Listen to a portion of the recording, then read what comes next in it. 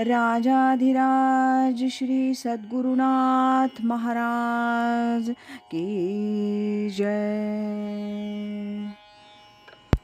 तीर्थस्वरूप परमपूज्य श्री रामराय गोविंद केळकर तथा श्री दासराम महाराज यांच्या वचनांवर आधारित श्री दादांचेच अंतरंग सत्शिष्य ना गोखले यांनी लिहिलेल्या नित्य नवा दिस जागृतीचा या ग्रंथातील आज ऐकूया 25 एप्रिल या दिवशीचं चिंतन.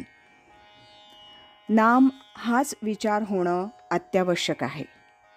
नाम घेण्याचा विचार करणं हा विचार वेगळा आणि नाम हाच विचार होणं आणि त्या योगे आपलं सारं जीवन नामानं उजळून निघणं हे वेगळं. आपण विचार नेहमीच करतो. काही लोक जास्त करतात, काही कमी करतात, काही जण करतच नाहीत. अतिविचारानं सुद्धा अविचारात परिणती होते असं परमपूज्य दादा म्हणत असत. तेव्हा एखाद्या विषयाचा किंवा गोष्टीचा विचार करणं हे आपल्याला नवीन नाही, ते सवयीचंच आहे. परंतु विचारच बदलणं हे जरा कठीण असं म्हणण्यापेक्षा नेहमीच्या सवयीच्या विचारात न बसणारं आहे असं वाटतं. तथापि काही एका विचारानं मी हे केलं किंवा जन्मभर त्यानं दुसरा विचारच केला नाही, त्याच्या डोक्यात अखंड देवाचेच विचार असतात किंवा प्रपंचाच्या विचारातच तो इतका बुडून गेलेला असतो की त्याला दुसरं काही सुचतच नाही असं आपण म्हणतो. यामध्ये सगळ्या जीवनशैलीचाही कधी कधी अंतर्भाव असतो.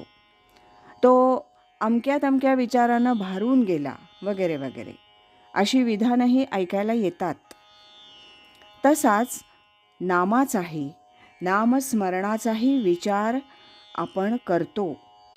उद्यापासून नामस्मरणाला सुरुवात करायची माझा विचार आहे किंवा गेले कित्येक दिवस मी नाम घ्यायचा विचार करतोय पण जमतच नाही असंही आपण म्हणतो. या विचारात राहण्यापेक्षा नाम हेच सार सर्वस्व मानलं गेलं पाहिजे. अन्य विचार काय कामाचे.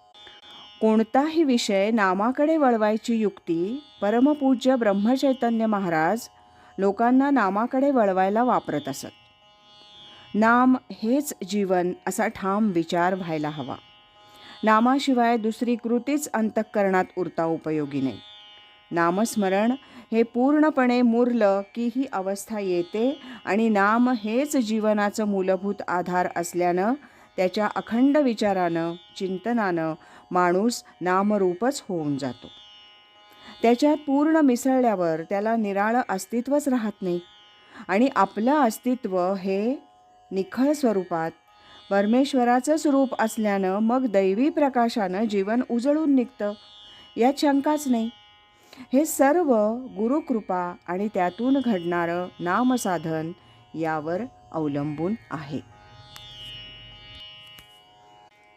राजाधिराज श्री सद्गुरुनाथ महाराज की जय.